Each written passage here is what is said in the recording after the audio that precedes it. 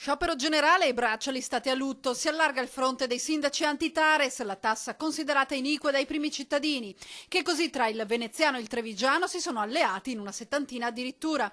E domani mattina scenderanno in corteo con il lutto al braccio appunto radunati dal sindaco di Silea a capo della protesta. Le imprese, i lavoratori, i comuni sono stanchi di tirare avanti, vogliono certezze. Nel caso dei comuni dobbiamo avere certezze sulle entrate. Roma non può prendere il 100% delle tasse di imprenditori, dipendenti privati, pubblici, pensionati e quant'altro per mantenere uno Stato inefficiente. Deve iniziare a tagliare.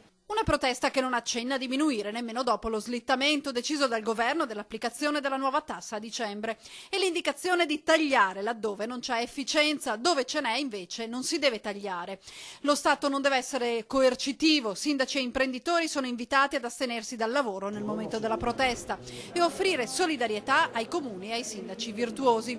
E contro una tassa ritenuta iniqua e scellerata, ma oggi soprattutto contro l'associazione che li rappresenta, l'ANCI rea di non aver fatto nulla per aiutare i comuni. Tante le iniziative prima di arrivare alle vie legali.